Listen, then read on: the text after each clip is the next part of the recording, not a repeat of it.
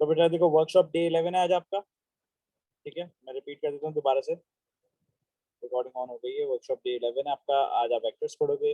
Vectors के अंदर आपका कॉलम वेक्टर्स होते हैं, मैग्नीट्यूड ऑफ अ वेक्टर होता है, पैरेलल वेक्टर्स होते हैं, टाइप्स ऑफ पैरेलल वेक्टर्स होते हैं, स्केलर मल्टीपल होता है, रिजल्टेंट वेक्टर्स होते हैं, पोजीशन वेक्टर्स होते हैं, एंड उसके एरिया के कुछ केसेस होते हैं जो कि सिमिलैरिटी एंड कॉन्ग्रुएंस से मैच करते हैं थोड़े से।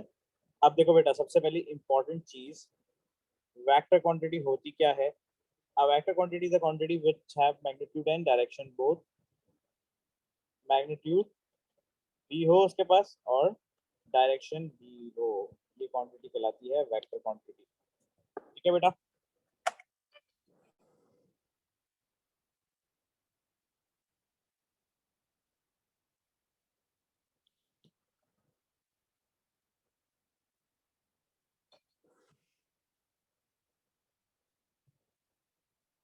वेक्टर क्वांटिटी क्लियर है? वेक्टर क्वांटिटी कौन सी होती है? जिसका मैग्नीट्यूड भी हो और जिसके बाद डायरेक्शन भी हो। अब देखो कुछ टाइप्स ऑफ वेक्टर्स हैं, मैं तुम्हें कॉलम को बताता हूँ। कॉलम रिलेटेड है आपका मैट्रिक्स से एक तरह से। देखो फर्स्ट करो, ये आपका मैट्रिक्स, तो आप वेक्टर भी कर सकते हो। ये आपका ए हो गया, ये आपका बी। देखो अब अगर आपसे वो बोले a+2b बताओ, तो आपको याद है ये कौन सी मल्टीप्लिकेशन कहलाती थी? बताओ, मैट्रिसेस में आप लोगों ने पढ़ी है। चैट में सारे बच्चे मुझे आंसर कर दें, ये किस टाइप की मैट्रिसेस हैं ये? आप लोगों ने सब पढ़ा हुआ है, अब तो आप लोगों को या पता होना चाहिए ये।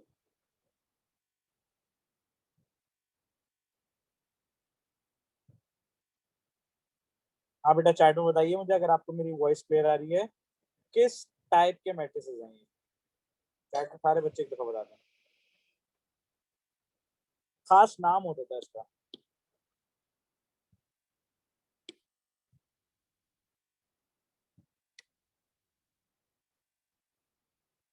देखो ये एडिशन तो है, लेकिन एडिशन से पहले हो रही है इसमें scalar multiplication. Column matrix, column vector कहते हैं हम इसको। स्केलर मल्टीप्लिकेशन है, ठीक है ना। स्केलर मल्टीप्लिकेशन में अब आपने करना क्या होता था, आप ए वाला ऐसे कॉपी कर दो, प्लस ट्वाइस ऑफ 3 6, पहले आप ट्वाइस कर लो।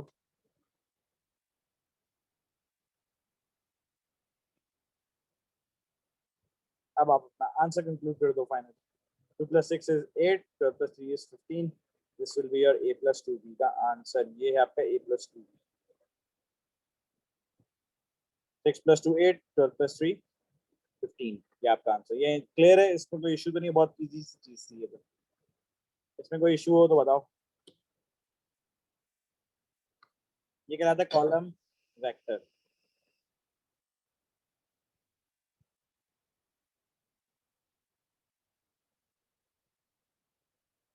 अब आगे बढ़े बेटा। तो ये था आपका कॉलम वेक्टर्स, ठीक है। नेक्स्ट देखो, अब आपके पास जो है मैग्नीट्यूड ऑफ वेक्टर निकालना अगर आपको, मैग्नीट्यूड निकालना अगर आपको वेक्टर का, तो आप याद रखो स्क्वायर रूट ऑफ कर दो x² प्लस y², आपका आंसर आ जाएगा। किसी भी x और y के वेक्टर का मैग्नीट्यूड आप इजीली निकाल सकते हो। अब जैसे कि मैं तुम्हें बोलूं ए का मैग्नीट्यूड निकालो, क्या तुम ए का मैग्नीट्यूड निकाल सकते हो? हाँ भाई, अगर मैं आपसे बोलूं ए का मैग्नीट्यूड निकालो, क्या आप ए का मैग्नीट्यूड निकाल पाओगे? आप क्या करो यहाँ पे, 2² प्लस कर दो 3², ए का मैग्नीट्यूड आ जाएगा 4 + 9 √13 आ जाएगा उसका। सिंपल, इजी है, मुश्किल तो नहीं है।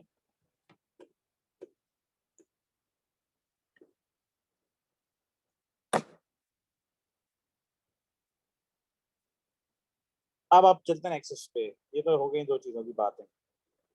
अब हम चलते हैं नेक्स्ट जरा पैरेलल वेक्टर्स के टाइप्स पे।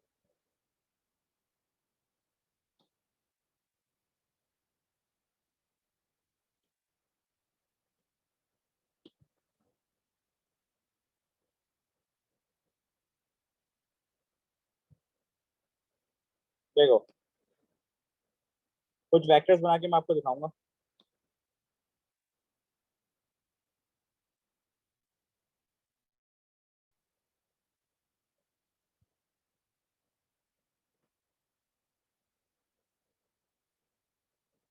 इनकी प्रॉपर्टी आपने बतानी है। देखो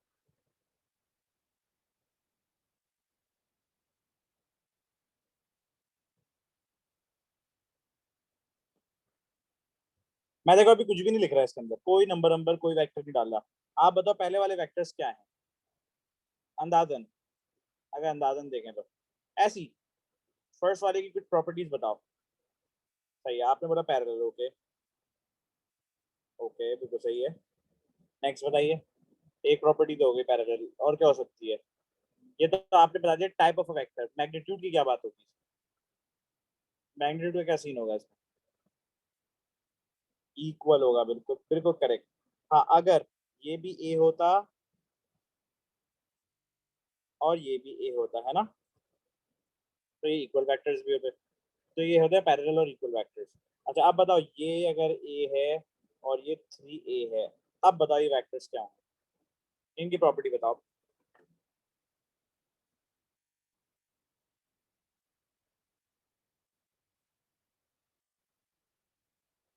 सबसे पहले बताओ, क्या ये पैरेलल हैं या ये एक ही लाइन वाले कोलिनियर है?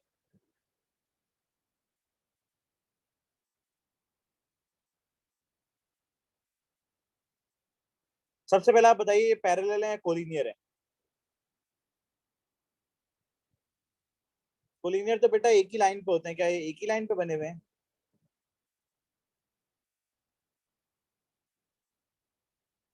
अगर ये एक ही लाइन पे नहीं बने, ये कोलिनियर, ये पैरेलल होते हैं। ये they are parallel and they are scalar multiple of each other.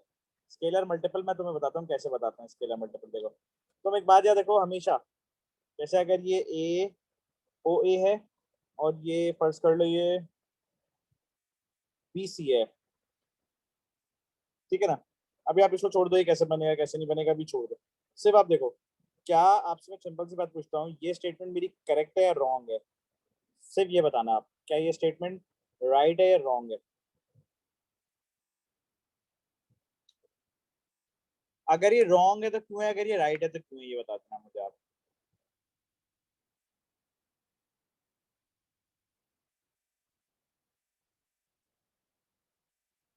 बेटा बताओ, चैट पे आंसर करो, ऐसे बैठे नहीं रहो जिंदा लाशों की तरह। ये स्टेटमेंट मेरी बिल्कुल गलत है। ये क्यों गलत है मैं तुम्हें बताता हूँ, क्योंकि ये बराबर है ही नहीं। मैंने तो इक्वल टू का साइन लगाया हुआ है बीच में। तो अब मुझे यहाँ पे के लगाना पड़ेगा छोटे वेक्टर के साथ। के इज योर स्केलर मल्टीपल, ये होता है स्केलर मल्टीपल, ठीक है? ये कहलाता है स्केलर मल्टीपल। अब देखो कैसे निकालते हैं, मैं तुम्हें बताता हूँ। ए टाइम्स ऑफ ओ ए का vector is A and B C का वेक्टर इज 3a। आप बताओ क्या क्या कैंसिल आउट हो जाएगा इसमें? क्या क्या हम कैंसिल आउट कर देंगे? ए एंड ए कैंसिल, तो the value of K will be 3। Done. अब आप लिख दो they are scalar multiple of each other, तो आप बता दो क्यों। भाई 3 टाइम्स ऑफ ओ ए करते हैं तो आंसर आ जाता है बी सी का। अब ये स्टेटमेंट करेक्ट है। ये स्टेटमेंट मेरी जो थी इक्वल टू वाली पहले वाली वो रॉन्ग थी, उसके लिए मैंने वहां के लगा दिया था। अब आपको समझ आ गया स्केलर मल्टीपल भी क्या होता है, स्केलर मल्टीपल फाइंड भी कैसे करते हैं, ये वाली बात भी क्लियर हो गई आपको।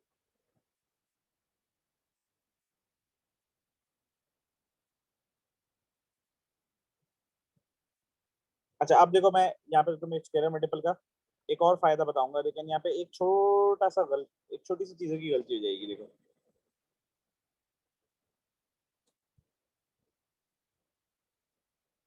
अभी चलो इधर नहीं बता रहा हूँ मैं तुम्हें, नेक्स्ट वाले में बताऊंगा ये। अभी स्केलर मल्टीपल को छोड़ देना इधर, वो हम बाद में बात करेंगे।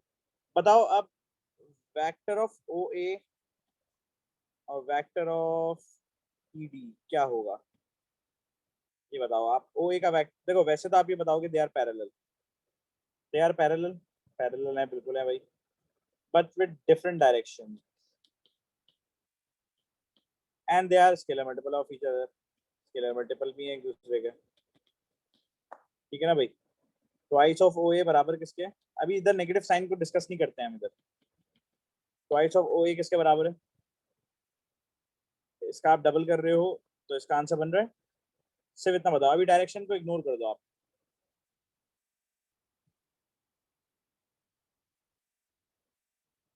अभी हमने सिर्फ मैग्नीट्यूड डिफाइन किया इसका।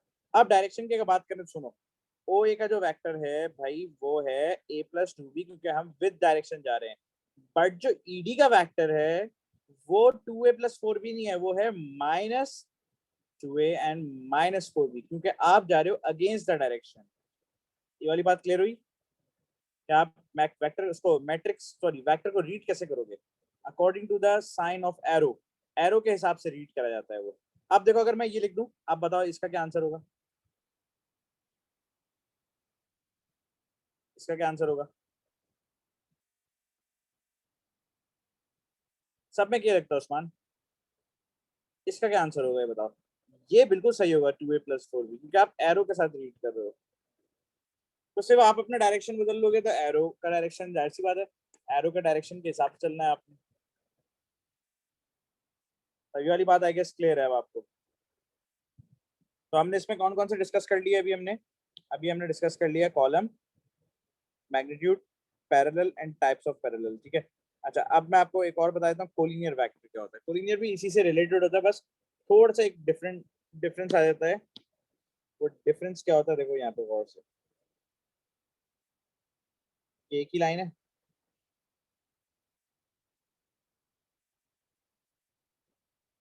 देखो ये है आपका ओरिजिन, ओरिजिन के बाद ए, ए के बाद बी। अब देखो फर्स्ट करो, ये 2a है और ये 6a है। क्या तुम मुझे ओ ए के एंड ओ बी के, सुन लो पहले गौर से, फैक्ट्स बता सकते हो कि किस तरह के वेक्टर्स हैं ये? पहले तो बताओ आंखें क्या दिखा रही हैं कि ये पैरेलल है या कोलिनियर है? आंखें क्या बता रही हैं भाई कि ये पैरेलल है या कोलिनियर है? तो आपने पहला फैक्ट बताया दिया कोलिनियर। अब तुम्हारी ये बात को जस्टिफाई करने के लिए ना, देखो कोलिनियर में हमेशा डायग्राम गिवन होनी चाहिए। कोलिनियर डायग्राम के बगैर नहीं बताया जाता कभी भी, या एग्जाम में खुद बोल देंगे they lie on the same line, तो आप उसके बगैर नहीं बताते, ठीक है। नेक्स्ट चीज, अगर आपको ये या पैरेलल को प्रूव करना हो, आपको हमेशा स्केलर मल्टीपल को दिखाना होता है। ये बात मेरी माइंड में बिठा लो। अगर स्केलर मल्टीपल प्रूफ करना है, वेक्टर को कोलिनियर प्रूफ करना है, या वेक्टर को पैरेलल प्रूफ करना है, स्केलर मल्टीपल इज मस्ट। ये बात क्लियर हो गई है? अब आपकी कोई दिमाग में कंफ्यूजन नहीं होनी चाहिए कि कोलिनियर और पैरेलल को प्रूफ कैसे करते हैं। बताओ एक दफा चैट में कैसे प्रूफ करेंगे?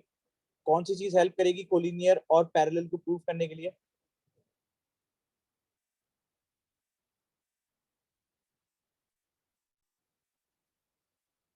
डायग्राम तो देखो सिर्फ वो बताएगी तुम्हें एक तरह से, स्केलर मल्टीपल उनको साबित करेगा। देखो कैसे करेगा मैं बताता हूँ। ओ ए को पहले लिख दो बराबर ओ बी के। क्या ये स्टेटमेंट राइट है या रॉन्ग है?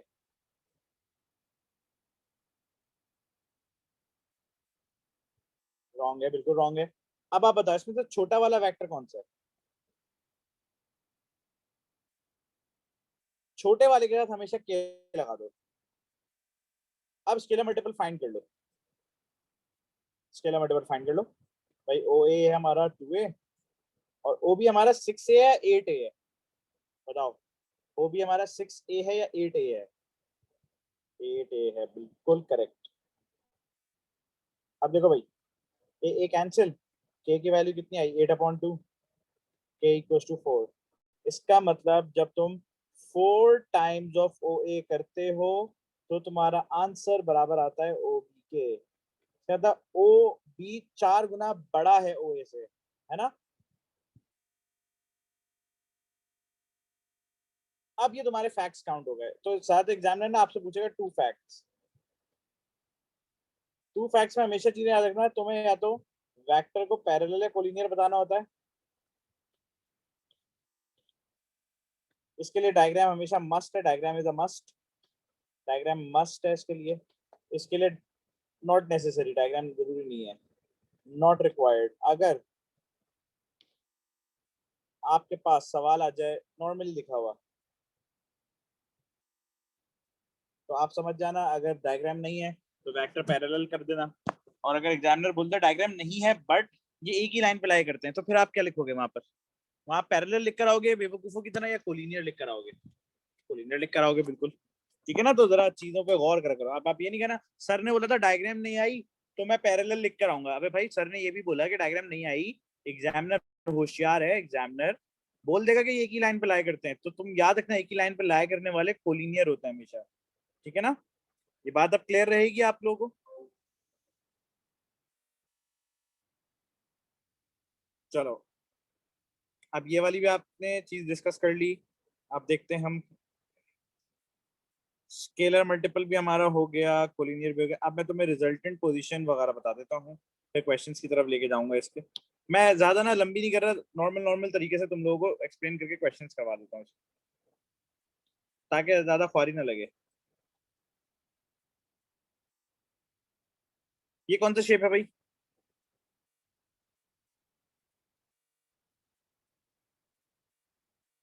ये कौन सा शेप है?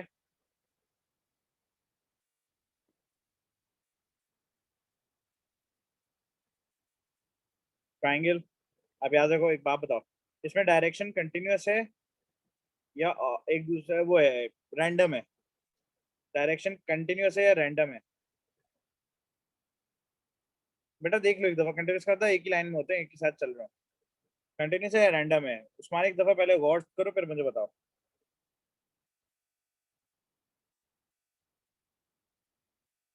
कंटिन्यूअस है नहीं है? तो कंटिन्यूअस है। अब सुनो, जब ये कंटिन्यूअस है, अब याद रखना ये कंटिन्यूअस के अंदर रिजल्टेंट वेक्टर्स अप्लाई होते हैं, रिजल्टेंट वेक्टर्स अप्लाई होंगे। ठीक है, अब क्या होते हैं रिजल्टेंट में आपको बताता हूँ, देखो ए ये है, बी ये है। कोई बंदा ए से बी जा सकता है, बी से सी जा सकता है, बट वो ए से सी नहीं जा पा रहा। फर्स्ट कर किसी हर्डल की वजह से वो नहीं जा पा रहा, उसको ऑल्टरनेट रूट चाहिए। अब बताओ, वो अगर ए सी डायरेक्ट नहीं जा पा रहा, ए सी जाने के लिए उसको कौन सा ऑल्टरनेटिव रास्ता चूज करना पड़ेगा? ये जो बाकी जिंदा लाशें बैठी हुई क्लास में, प्लीज आंसर करो बेटा, ऐसे बैठे मत रहो, आंसर करो जल्दी जल्दी। अगर कोई बंदा एसीसी डायरेक्ट नहीं जा पा रहा, उसके पास ऑल्टरनेटिव रूट क्या है? A to B then B to C, बिल्कुल सही। तो यही आपके रिजल्टेंट वेक्टर्स होते हैं। भाई मैं एसी का रिजल्टेंट मालूम करना चाह रहा हूँ कि मैं अगर डायरेक्ट नहीं जा पा रहा, तो इसका आंसर निकलेगा किसकी हेल्प से? निकलेगा ए बी और बीसी की हेल्प से। आपने स्टार्ट लिया ए से और आपने एंड किया सी पे। ठीक है, यही आपका काम था बस करना। भले आपका रूट लंबा हो गया, जो भी हो गया, हमें उससे कोई परवाह नहीं है, हमें हमें उसकी कोई परवाह नहीं है भाई, हमें अपना आंसर चाहिए। अब ए आ गया इसका आंसर, बी आ गया इसका answer, so the vector of AC will be A plus B. Clear है ये वाली बात अब? ये है रिजल्टेंट वेक्टर्स। अच्छा, ये रिजल्टेंट वेक्टर्स क्वाड्रिलेटरल्स में भी लगता है, क्योंकि हर क्वाड्रिलेटरल में ट्राइंगल बनता है ना। मैंने आप लोगों को बताई थी ये वाली बात जब मेंसुरेशन पढ़ा रहा था। हर ट्राइंगल में हर क्वाड्रिलेटरल में ट्राइंगल भी बन जाते हैं, है ना भाई? अब अगर आपका फोन रेक्टेंगुलर शेप का है, उसमें ट्राइंगल्स बन जाएंगे, दो कट जाएगा वो।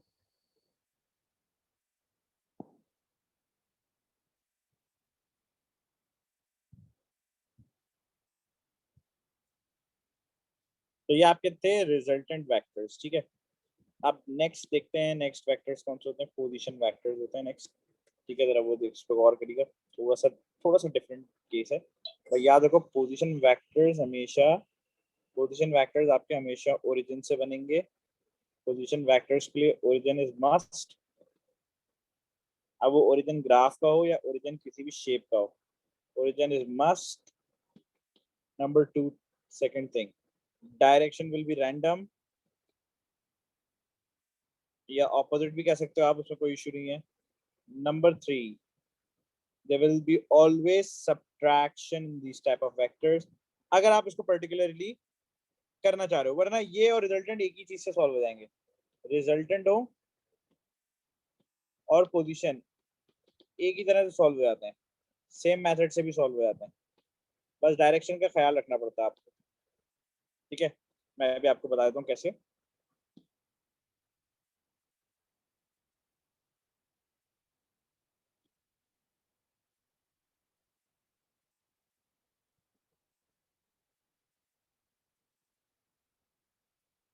अब बताओ, डायरेक्शन रैंडम है या डायरेक्शन कंटिन्यूअस है?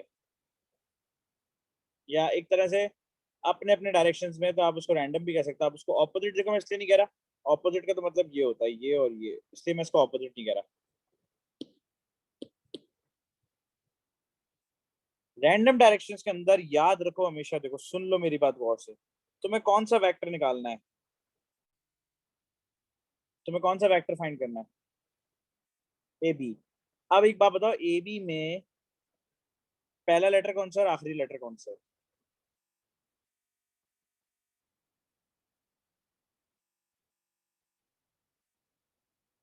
हाँ भाई, ए बी में फर्स्ट लेटर कौन सा है और लास्ट लेटर कौन सा है, बताए। A is the first, B is the last. अब आप बताइएगा बी का वेक्टर वाला कौन सा है पूरा? अगर हम बी के वेक्टर की बात करें तो पूरा बी का वेक्टर कौन सा है डायग्राम में जो गिवन है?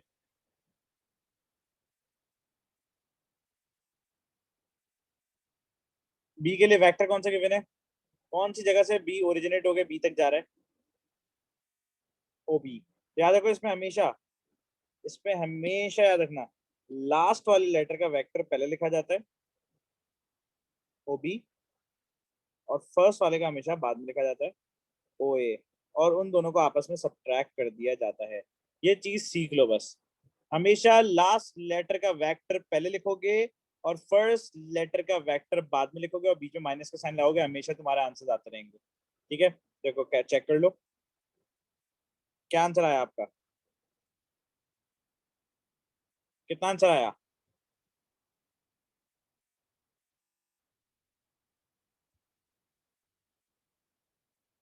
अब आप बोलो सर अगर रिजल्टेंट से करें, बिल्कुल कर सकते हैं बेटा, रिजल्टेंट में कोई इशू नहीं है। मैं तुम्हें रिजल्टेंट से भी करके दिखा देता हूँ। ए बी निकालना है, मैं ए से पहले ओ चला जाऊंगा, मैं देन ओ से बी चला जाऊंगा, इससे भी निकाल सकते हैं। अब आप बताओ ए ओ का वेक्टर क्या होगा, ए ओ का वेक्टर पढ़ के बताओ। What is the vector of A O A नहीं बोला मैंने, मैंने ए ओ बोला है आपसे। तो अब आप जरा एहतियात से मुझे आंसर बताना, what is the vector of A O? The vector of A O is minus A, correct. And the vector of O B क्या होगा, ओ बी का वेक्टर बताइए। बिल्कुल सही है। तो क्या हुआ, एंड रिजल्ट वही हो गया वापस, वही वापस हो गया एंड रिजल्ट।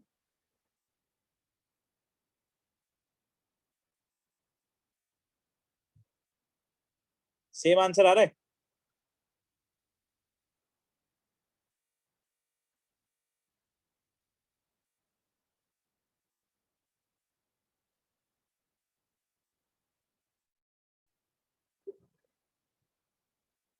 ओबी का बी ए हो कहो कैसे भाई? ओबी का बी ए कैसे होगा भाई? ओबी का तो सर बी ये वेक्टर है भाई, ये वेक्टर दिए हैं, ये ए ओ ओ ए का वेक्टर है।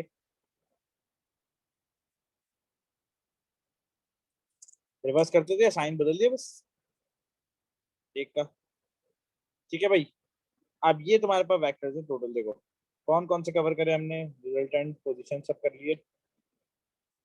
एक ओवरव्यू दे रहे हैं हम लोग बस, क्योंकि आप भी पहले पढ़ चुके हो। रिजल्टेंट पोजीशन, एरिया के केसेस अभी आप छोड़ दो, जब एरिया केसेस से क्वेश्चन आएंगे तब करेंगे हम इसको। अब आप आ जाओ क्वेश्चन की तरफ, देखो ये एक सवाल है आपके पास। अब आप बताओ ये वेक्टर कहाँ से बना हुआ है, सिंपल सा जवाब दे दो जल्दी से, जल्दी जल्दी जवाब दो ताकि हमारे क्वेश्चंस कंप्लीट हो जाए, वरना रह जाते हैं फिर। आप लोगों की सुस्ती की वजह से रह जाते हैं, तेज तेज जवाब देते हो। कौन से वेक्टर्स हैं ये? Parallel, collinear, position, column, resultant, कौन से वेक्टर्स हैं ये? यही जो चीज है एग्जाम में आपको जल्दी जल्दी देखनी होती है। जैसे ही आप ओरिजिन देखो समझ जाओ यार ये पोजीशन वेक्टर्स हैं, क्लियर हो गई वाली बात।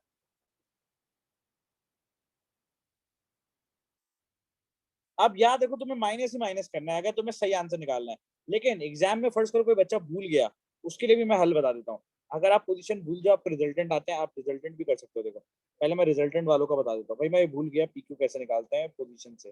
तो कोई प्रॉब्लम नहीं है, पहले पी से ओ चले जाओ, देन ओ से पी आ ओ से क्यू आ जाओ, पी से ओ चले जाओ, देन ओ से क्यू आ जाओ, अगर तुम भूल गए हो तो।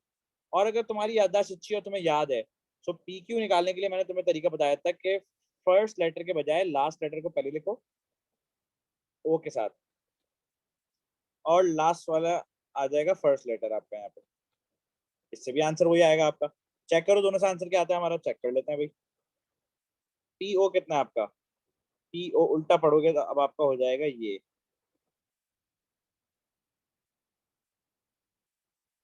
निकालो अब आंसर।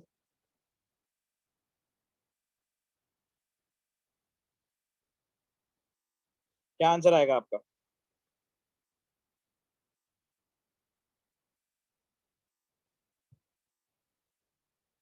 2 भी आएगा, 6 भी आएगा। 6 भी आना चाहिए। माइनस माइनस प्लस हो जाएगा ना बेटा। अब इसको सिंप्लीफाई कर लो, 3 कॉमन ले लो। a+2b। सिंप्लीफाई करके लिखना है आपने। अब राइट साइड पर जाओ, इससे भी सेम आएगा देखो। ओ क्यू कितना है आपका? ओ क्यू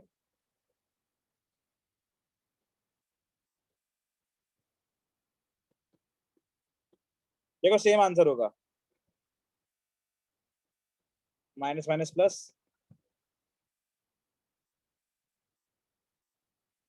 सेम आंसर आ रहा है। तो आप इसमें से कोई एक मेथड यूज कर सकते हो, जो आपको इजी लगे आप करो। बस इसमें देखो डायरेक्शन का ख्याल रखना पड़ेगा। डायरेक्शन इंपॉर्टेंट है, मस्ट है इसके अंदर। इसमें कोई डायरेक्शन का सीन ही नहीं है, डायरेक्शन खुद ही सेट हो जाता है, इसमें डायरेक्शन का सीन ही नहीं है। अब ये तुम्हारे ऊपर है, तुम्हें जो इजी लगे तुम कर लो। मैंने तो तुम्हें दोनों चीजें बता दी, क्लियर है? आगे बढ़े। कंफ्यूजन तो नहीं है अब इसमें कोई?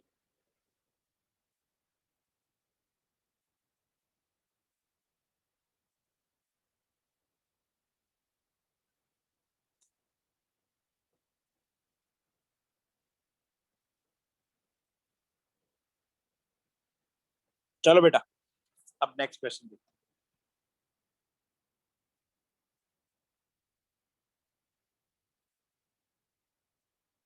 ये लो। ये आप बताओ कैसे करें। आप लोग बताना मुझे ये कैसे करें।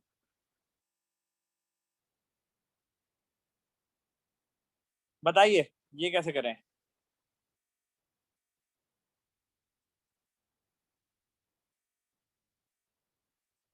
ड्रॉ करना है बेटा ये तो।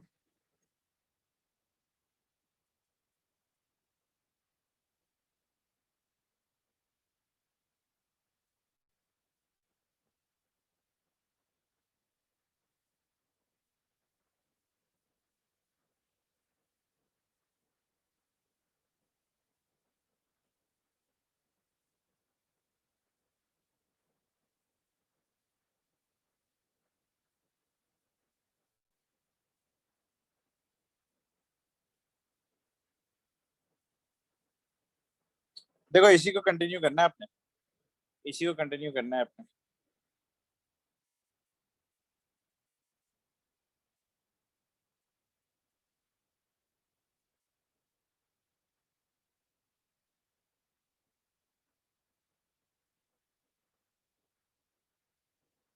देखो ऐसे कर सकता हूँ ना मैं, इसको भी तो कर सकता हूँ।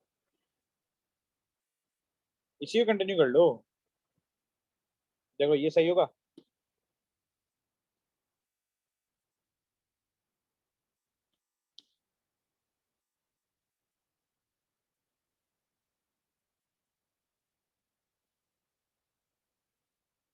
अब आप बोलो सर नहीं, अगर अलग बनाए तो भाई अलग बना लो, कोई प्रॉब्लम नहीं है, बस जगह देख लेना, जगह हो तुम्हारे पास। स्केल रख के यूं बनाना चाहो अगर तुम।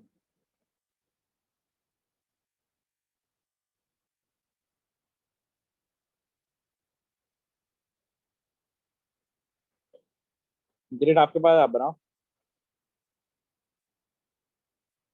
सही है। अभी ठीक है ये वाली? पैरेलल है एक दूसरे के? या तो आप ये बना लो, या आप ये वाली बना लो कोई एक। अच्छा आप बताओ Q-P कैसे बनाए। पॉजिटिव पी अगर यूं जा रही है तो नेगेटिव पी यूं आनी चाहिए ना। तो डायरेक्शन उल्टा होना चाहिए।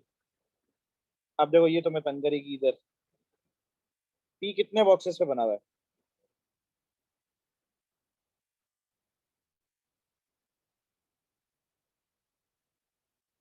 ये तुम्हारी कौन सी होगी?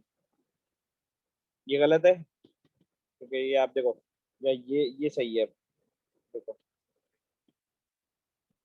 ये ठीक है।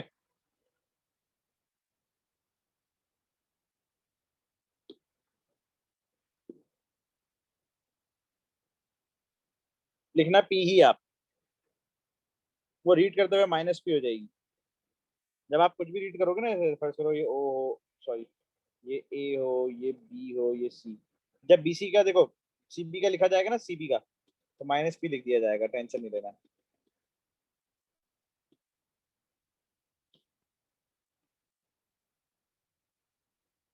अब ये सही है, चेक करो।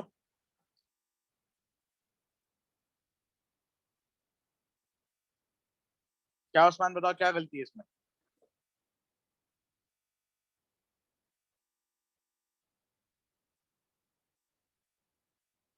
बताओ भाई, कौन सा साइन?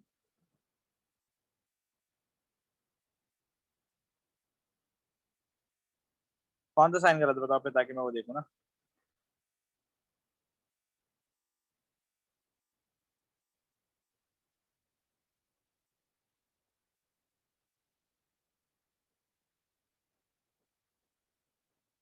देखो भाई, बात सुनो।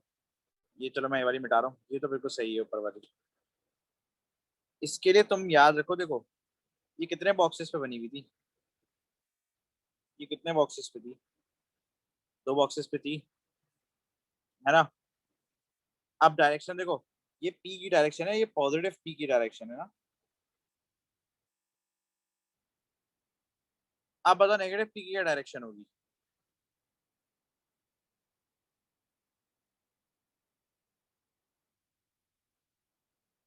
तो ये सही है या गलत है जो मैंने लगाई है?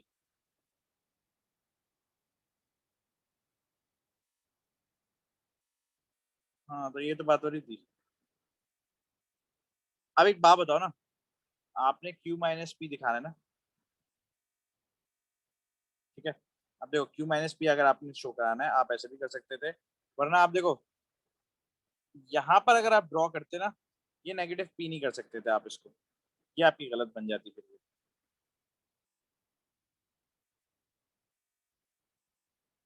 इसलिए यहाँ पे हमने कोई वर्किंग ही नहीं करी, ये छोड़ दी। ये हमने पहले पार्टी करी, ये फर्स्ट कर लो ए पार्ट है, ये हमने कर ली बी पार्ट।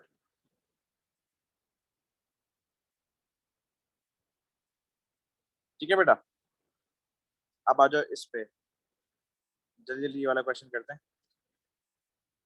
अब इससे जरा पढ़ लो, क्या कहता है आपसे।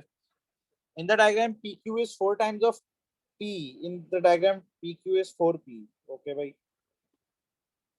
Q R is three Q, Q R is three Q.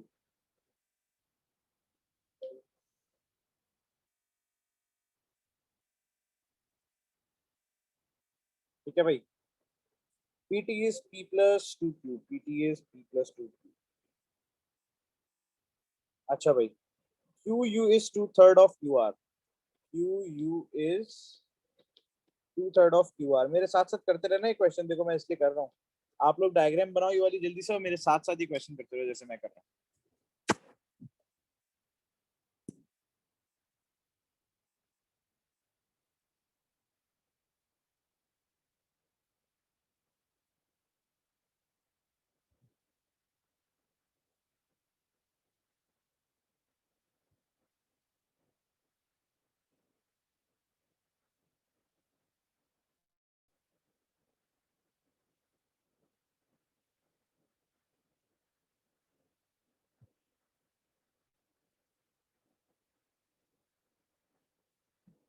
जल्दी से डायग्राम बना लो बेटा ये वाली, फिर आप लोग बताना मुझे सबसे पहले क्या करें हम, इसमें क्यू यू कैसे फाइंड करें हम,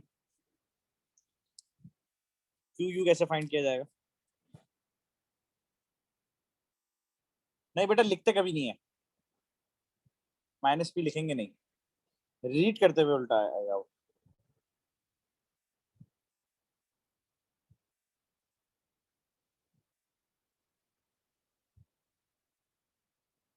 आपने कभी कोई वेक्टर नेगेटिव लिखा हुआ देखा है इसमें? वो तो जब लिखा जाएगा ना, अल्टीमेट जब लिखा जाएगा तो उसके लिए उसको माइनस लिखेंगे, ऐसे नहीं लिखेंगे उसको। चलो बेटा, अब जल्दी से जरा बताओ ये वाला,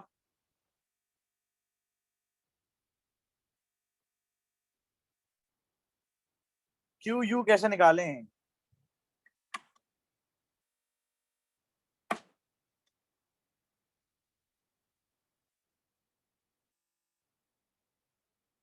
हाँ भाई, बहरी पार्ट, बहरे पार्टी, सारे जो बहरे बैठे हुए हैं। क्यू यू का आंसर कैसे निकालें? How to find Q you?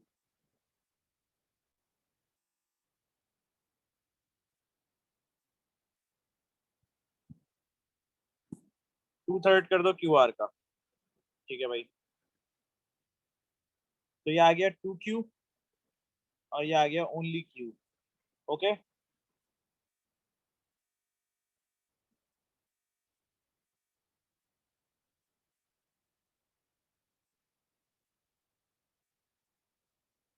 ठीक है बेटा। अच्छा, अब जरा देखते हैं, P T is two third of P S.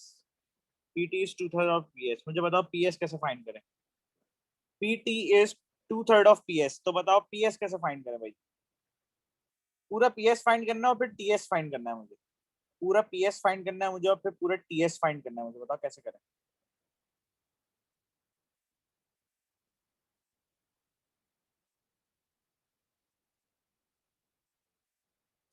P T.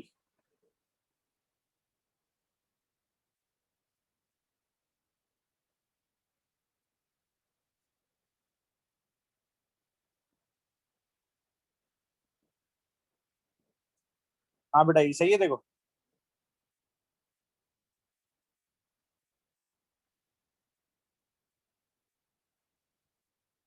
सही लिखा है गलत लिखा है मैंने? देखो, अब हम अगर पी एस फाइंड करना चाह रहे हैं, तो अगर आपको पी एस फाइंड करना है, आप 3/2 टाइम्स ऑफ कर दो पी टी। तो ये सही स्टेटमेंट है या गलत? इसी को मैंने डिराइव कर लिया कि भाई 3/2 टाइम्स ऑफ पी टी कितने के बराबर है। ये मैंने डिराइव कर लिया इसको ऐसे। वापस निकाल लो आंसर। तो मैंने निकाल दिया भाई, 3/2 पी, 3/2 पी प्लस 2 क्यू। ये मेरा आंसर, सिंप्लीफाइड आंसर चाहिए यार, देखो यार, सिंप्लीफाइड आंसर। ये मेरा आंसर आ गया, एक मार्क का था, जल्दी से मिल गया मुझे। अब बताओ एस आर कैसे निकालें? एस आर, ये एस आर कैसे निकलेगा? एस आर कैसे निकालें, ये है असल बात। एस आर कैसे फाइंड करें? एस आर का रास्ता बताओ, क्या हो सकता है एस आर का रास्ता? रास्ता ऑफ एस आर, 2 मार्क्स का है देखो इसलिए। रास्ता ऑफ एस आर बताओ भाई।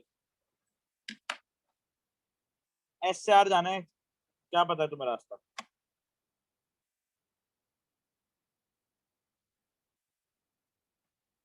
अरे जल्दी बताओ, जल्दी से देख के डायग्राम से बता दो यार।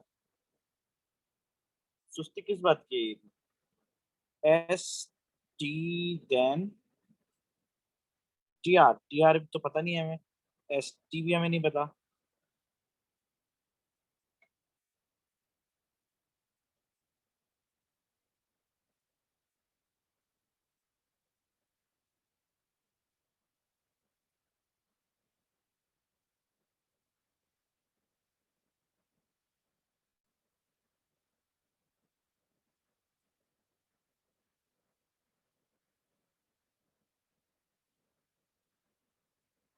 बिल्कुल सही, देखो बेटा, एस से पी जाएंगे पहले, देन पी से क्यू जाएंगे, रिजल्टेंट वेक्टर है ना। आपको थोड़ी कहा था कि 3 ही लाइन में आप जा सकते हो, आप 4 में भी जा सकते हो, कोई मसला नहीं है। ऑल्टरनेटिव रूट निकालो बस, और कुछ नहीं, ये वेक्टर्स का काम है आपका।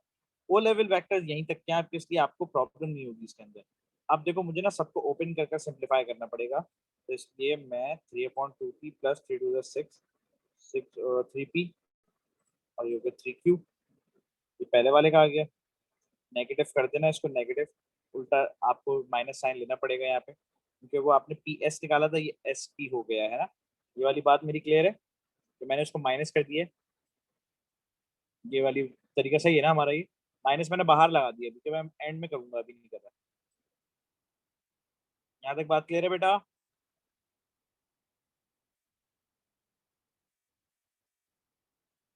नेक्स्ट, पी क्यू बिल्कुल सही है, हम डायरेक्शन के साथ जा रहे हैं, 4 पी लेंगे। क्यू आर हम डायरेक्शन के साथ जा रहे हैं, हम 3 क्यू लेंगे, कोई प्रॉब्लम नहीं है भाई। अच्छा, अब देखो फायदा क्या होगा, 3 क्यू कैंसिल हो जाएगा एक जगह आपका। -3/2 P -3 Q plus 4 P plus 3 Q. 3 Q cancel, 4 P में से 3/2 पी निकाल दो, बेसिकली 4 पी में से 1.5 पी निकाल दो, है ना भाई? अब 2.5 बचेगा आपके पास, 2.5 का मतलब आप बोल सकते हो 5/2 पी। या आप कह सकते हो 2 होल 1/2p, या आप कह सकते हो 2.5p, कुछ भी लिख सकते हो आप। एक आंसर लिख कर आना, 3 3 लिख के बता देना।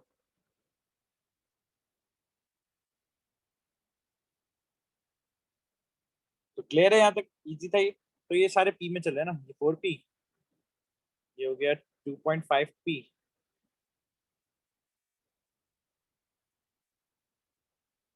अब देखते हैं ये कितना पी आएगा, ये तो हमें नहीं पता है। तो ये वेक्टर्स आपको इसके सिखाए गए हैं, कुछ भी नहीं है, मुश्किल नहीं है, बहुत इजी होते हैं ये। ओ लेवल मैथ्स के वेक्टर्स बहुत इजी होते हैं। आप जब एड मैथ्स में आओगे, लेवल मैथ्स के अंदर आओगे ना, तब आपको वो थोड़े से डिफिकल्ट लगेंगे, लेकिन ये कॉन्सेप्ट अगर तुम्हारे अच्छे होंगे ना, तुम वो वाले वेक्टर्स भी बहुत अच्छे तरीके से कर लोगे। ठीक है, अच्छा आप में से ये बताओ, ए लेवल मैथ्स कौन कौन से बच्चे ऑप्ट करेंगे आगे? State the name of the special coordinator P Q R S using vectors, give a reason for your answer. हाँ भाई, P Q R S, P Q R S is a कौन सा कोऑर्डिनेटर है भाई? बताओ भाई, पी क्यू आर एस कौन सा क्वाड्रिलेटरल है?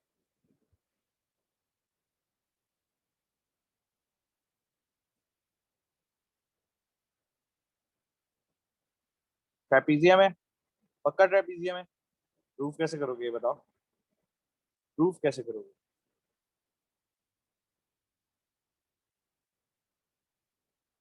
प्रूफ कैसे करोगे ये तो बता दो। प्रूफ करने का एक तरीका बताया हुआ है मैंने तुम लोग। ठीक है, ट्रेपीजियम है, और प्रूफ करेंगे कैसे ये बताइए। मैंने ट्रेपीजियम लिख दिया आप लोग के लिए, ये लो। Because P Q is parallel to S R, and scalar multiple भी आपको बताना होगा बेटा। आप स्केलर मल्टीपल निकाल लो। स्केलर मल्टीपल अगर हम निकाल लेंगे तो हमारे लिए ज्यादा अच्छी चीज हो जाएगी। देखो, स्केलर मल्टीपल निकालने का तरीका मैं देखो यहाँ पे स्केलर मल्टीपल निकाल के बता देता हूँ आपको। पी क्यू और एस आर में छोटा या बड़ा वेक्टर कौन सा है? इसके साथ के लगा दो, छोटा ही है।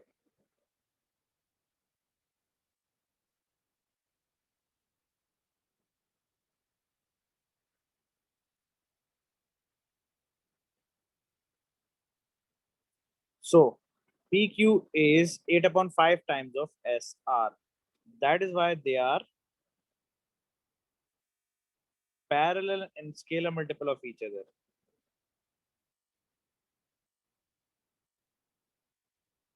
Each other. क्लियर हो गई वाली बात आपको? अब आप देखो, ये क्या बोल रहा है आपसे, ये क्या चीज मांग रहा है अब आपसे, क्या चीज आपसे मांग रहा है ये अब? मैग्नीट्यूड, बिल्कुल करेक्ट। पी क्यू का मैग्नीट्यूड है भाई 4p, और इसका मैग्नीट्यूड है भाई 2.5p। पी और पी हो गए कैंसिल। 4:2.5 का रेशियो क्या होता है अभी मैंने आपको निकाल के बता दिया है। मैं अभी निकाल चुका हूँ, यहाँ पे देखो ये मेरा निकला हुआ है, तो मैं ऑलरेडी निकाल चुका हूँ पिछले पार्ट में। पॉइंट हटाऊंगा, इसको 40 बना दूंगा। 5 8 जा 40, 5 5 जा 25, 8:5 मेरा आंसर। ये मैं पहले ही निकाल चुका हूँ पिछले पार्ट।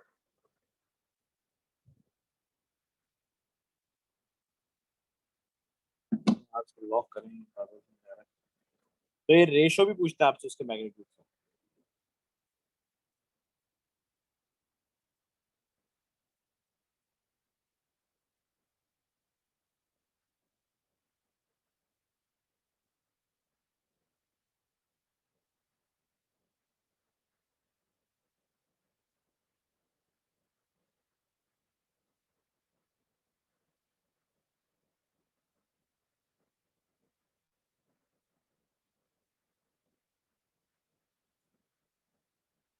देखो बेटा, मैं आप लोगों को बता देता हूँ, मैं आप लोगों का ना मई तक सिलेबस वाइंड अप करा दूंगा, पूरा खत्म हो जाएगा मई के एंड तक।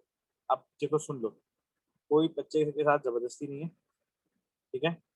सुन लो, अगर आप जून में तो फ्री सेशन है, जून में अपनी बेसिक रिवाइज करना चाह रहे हो, बेसिक रिवाइज कर लो।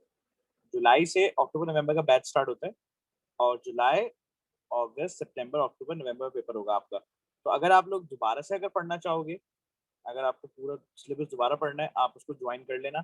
अगर आपको पूरा सिलेबस दोबारा नहीं पढ़ना या कोचिंग में नहीं पढ़ना, आप सिर्फ क्या करना, मुझसे कोई टाइम लेके क्वेरीज के लिए आ जाया करना कैंपस पे, जिसके आपसे कोई चार्जेस एडमिन नहीं लेगी, ठीक है ना? आप आके अपनी प्रॉब्लम्स पूछते रहना मुझसे, लेकिन टाइम डिस्कस करके आना, ऐसे नहीं आना डायरेक्ट। और जो बच्चा देखो, वो अक्टूबर नवंबर का बैच तो स्टार्ट होगा, वो रेगुलर बैच होगा, पूरा सिलेबस उसमें दोबारा से पढ़ाऊंगा 4 महीने में मैं।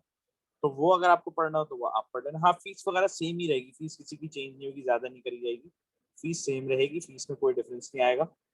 आप लोगों के लिए खासतौर पर न्यू स्टूडेंट्स की तो मेरे ख्याल से डबल फीस होगी जो आपकी होती है, ठीक है ना।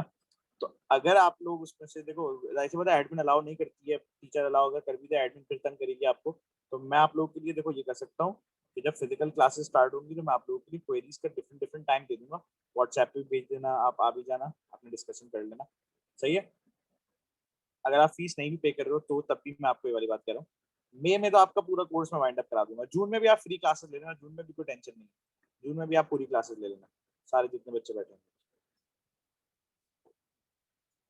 उसमें पूरा अर्थमेटिक अलजेब्रा की बेसिक रिवाइज करा दूंगा मैं दोबारा से। अच्छा बेटा, अब आओ जरा ये वाला सवाल जरा देखते हैं।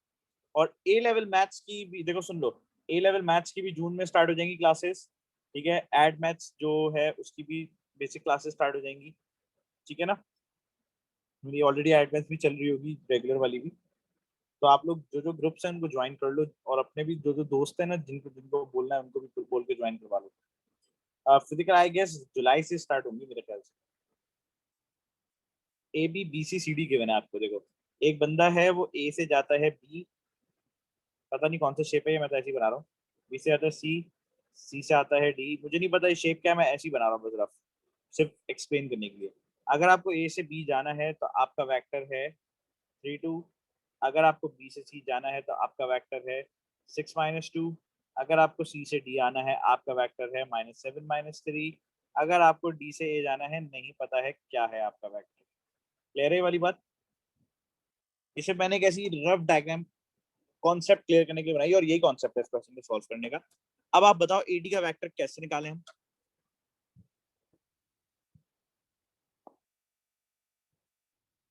हाँ भैया बताओ एडी का वेक्टर कैसे निकालें हम। टाइप करो चार्ट के अंदर।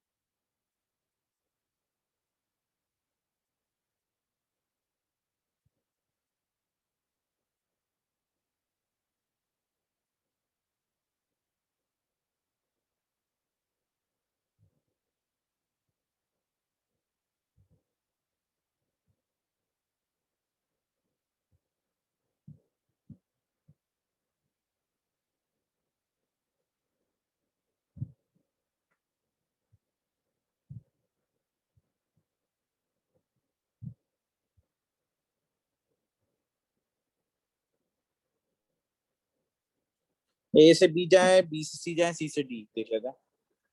अच्छा भाई, ए टू बी जाइए, बी टू सी जाइए, सी टू डी जाइए, you will get the answer for A D. Okay, A to B आपका है 3 2। कौन से वेक्टर्स हैं ये जो आप अभी सॉल्व कर रहे हो। दो वेक्टर्स इन्वॉल्व हैं इसमें, कौन कौन से बताओ। 3 + 6 9 होता है, 9 - 7 2 होता है। 3 + 6 9, 9 ± 7 2। 2 - 2 0 होता है, 0 -3। 0 - 3 देखो, -3 आ जाएगा। 2 + - 2 + -3, 2 - 2 - 3, 0 - 3 - 3। तो भाई 2 - 3 आ गया आपका आंसर। अच्छा आप बताओ बीसी का मैग्नीट्यूड निकालना है, मैग्नीट्यूड का फॉर्मूला क्या बताया था मैंने आपको। What is the formula of magnitude of BC का, अगर आपको निकालना हो what is the formula. x² + y², values डाल दो। 6² - 2 36 + 4 √40। 40 यूनिट्स आपका आ गया मैग्नीट्यूड।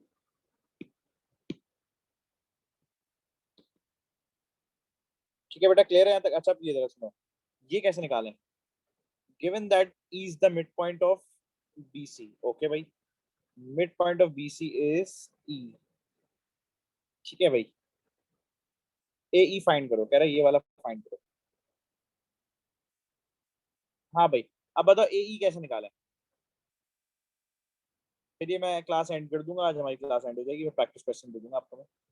बताओ बेटा ए ई कैसे निकालें।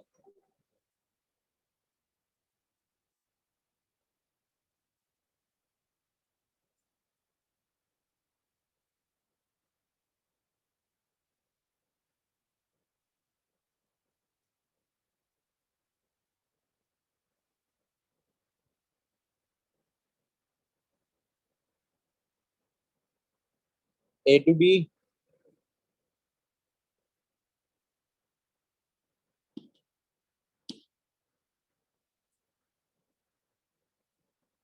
Then B to E. बताओ आंसर क्या होगा। ए टू बी तो पता है मुझे, ए टू बी क्या था, थ्री टू। बी टू ई क्या होगा, बताओ भाई बी टू ई क्या होगा।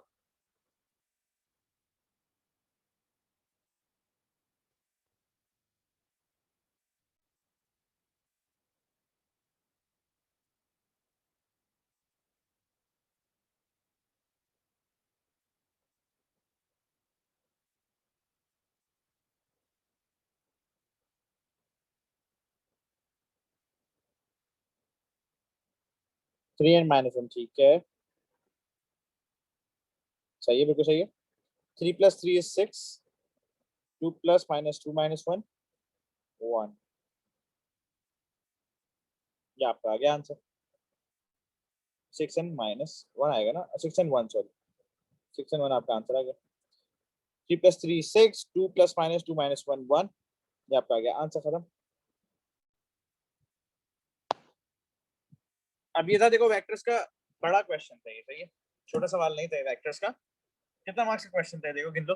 5 मार्क्स से इधर हो गए, 5 6 7 8 9 10 11 12। 12 मार्क्स का क्वेश्चन था ये, 12 मार्क्स। 12 मार्क्स का क्वेश्चन किया भी आपने।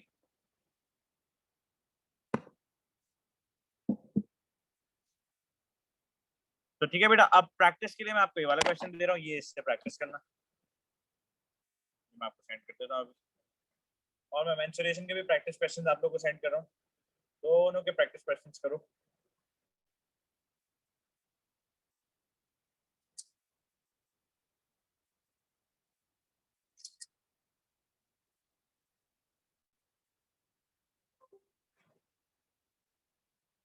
ठीक है बेटा, तो क्लास एंड होगी अब हमारी, इंशाल्लाह अब मिलेंगे हम वेंसडे वाले दिन।